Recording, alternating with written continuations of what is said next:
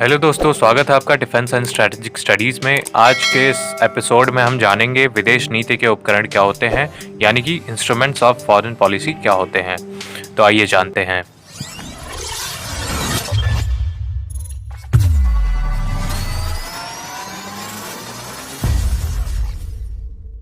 प्रत्येक राष्ट्र अपनी विदेश नीति के लक्ष्यों की प्राप्ति हेतु अनेकानेक तरीकों का आश्रय लेता है और इन्हीं तरीकों के द्वारा संबंधित देश राष्ट्र हितों की पूर्ति करते हैं।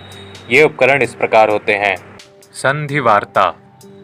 जब दो या उससे ज़्यादा राष्ट्रों के बीच विवाद हो तो उसका निदान खोजने के लिए संबंधित पक्ष संधि वार्ता आयोजित करते हैं। इसमें संधि देशों के प्रतिनिधि विचार विमर्श करते हैं। कुछ वार्ताएं गुप्त भी होती हैं और कुछ पूर्णतः खुली। अतः संधि वार्ता एक ऐसा तरीका है जिसके माध्यम से विवाद में उलझे राष्ट्र समाधान खोजने के लिए विचारों का आदान प्रदान करके किन्हीं खास निर्णयों तक पहुंचने का प्रयास करते हैं। संधि वार्ता के द्वारा यदि विवाद के बारे में कोई निर्णय हो जाता है तो संबंधित पक्ष संधि पर हस्ताक्षर कर लेते हैं। प्रथम विश्व युद्ध के बाद वर्साय की संधि विदेश नीति के एक उपकरण का अच्छा उदाहरण है। क्षेत्रीय सुरक्षा संधि। द्वितीय विश्व युद्ध के बाद अमेरिका ने पश्चिमी यूरोप के देशों को अपने गठजोड़ के अंतर्गत लेकर साम्यवादी खतरों का मुकाबला करने के लिए क्षेत्रीय सुरक्षा संधि करके नाटो नामक सैनिक संगठन की स्थापना 4 अप्रैल 1949 को की। इसी तरह पूंजीवादी खतरों के विरुद्ध पूर्व सोवियत संघ ने पूर्वी यूरोप के 8 देशों को लेकर 14 मई 1955 को वॉरसॉ पैक्ट को जन्म दिया था। इतना ही नहीं, सेंटो और सीटो संगठनों का जन्म भी क्षेत्रीय सुरक्षा संधि के कारण ही संभव हो सका है। आर्थिक सहयोग संगठनों की स्थापना। किन्हीं समान हितों से प्रेरित होकर ऐसे संगठनों को जन्म दिया जाता है। इसके माध्यम से सदस्य देश अपनी विदेश नीतियों के लक्ष्यों की पूर्ति के लिए आपसी आर्थिक सहयोग करते हैं। यूरोपीय आर्थिक समुदाय, कॉमन फॉर्म और यूरोपीय साझा मंडी को ऐसे संगठनों का दर्जा दिया जा सकता है। युद्ध। कुछ ऐसे भी देश होते हैं जो युद्ध को ही अपनी विदेश नीति का उपकरण मानते हैं। इसके अंतर्गत युद्ध की धमकी देना, युद्ध लड़ना और शत्रु देश द्वारा आक्रमण करने पर उसके साथ युद्ध लड़ना और उसका समर्थन करना शामिल है। पाकिस्तान अपनी विदेश नीति के लक्ष्यों की प्राप्ति हेतु भारत से 3 युद्ध लड़ चुका है, 1947-48 में, 1965 में और 1971 में। राजनयिक संबंधों की स्थापना।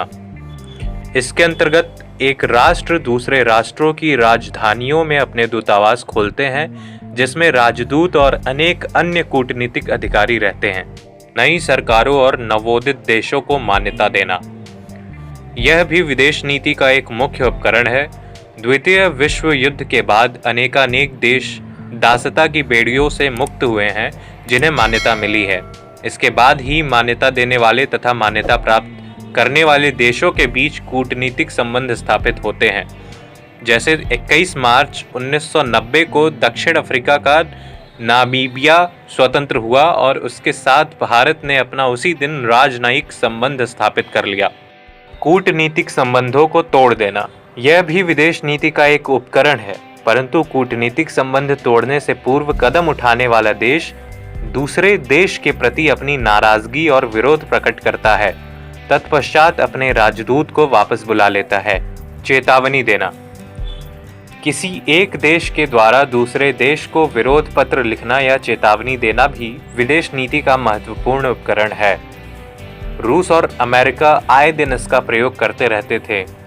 जैसे पूर्व सोवियत संघ के बाल्टिक गणराज्य के लिथुआनिया ने मार्च 1990 में अपने को स्वतंत्र घोषित कर दिया, जिस पर रूस के राष्ट्रपति गोर्बाचेव ने सैनिक कार्यवाही की धमकी देते हुए अपनी सेना को भेजा, तथा अमेरिका के राष्ट्रपति जॉर्ज बुश ने लिथुआनिया का समर्थन करते हुए रूस को चेतावनी दी कि यदि रूस सैनिक शक्ति का प्रयोग लिथुआनिया में करेगा तो उसे लेने के देने पड़ सकते हैं।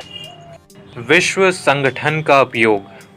कुछ राष्ट्र अपनी विदेश नीति के उपकरण के रूप में विश्व संगठन जैसे यूएनओ का इस्तेमाल करते हैं। उदाहरण के लिए पाकिस्तान ने कश्मीर के मामले को कई बार यूएनओ में उठाया है। अरब देश यूएनओ के समर्थन से इजराइल पर दबाव डलवाकर अपनी भूमि पर से उसका कब्जा हटवाना चाहते हैं। साउथ अफ्रीका की सरकार की रंग भेदी नीति के विरुद्ध यूएनओ को इस्तेमाल में लाया गया, जिससे नामीबिया 100 वर्ष की दासता से मुक्त हुआ।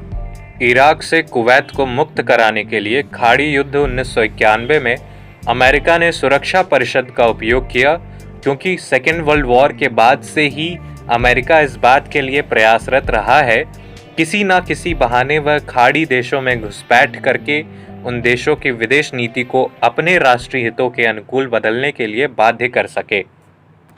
गुप्तचर विभाग। किसी भी राज्य का गुप्तचर विभाग अन्य देशों में घट रहे घटनाक्रमों की जानकारी प्राप्त करता है और उसी के अनुरूप राज्य अपनी विदेश नीति का निर्धारण करता है। यह विभाग राष्ट्रीय हितों को पूरा करने का एक माध्यम है, जैसे पाकिस्तान अपने राष्ट्रीय हितों की पूर्ति आईएसआई के द्वारा करता है और अमेरिका अपने राष्ट्रीय हितों की पूर्ति CIA के माध्यम से करता है। इसके अतिरिक्त अन्य देशों से आर्थिक, वैज्ञानिक, शैक्षणिक, सांस्कृतिक संबंध स्थापित करके भी विदेश नीति के लक्ष्यों को पूरा किया जाता है।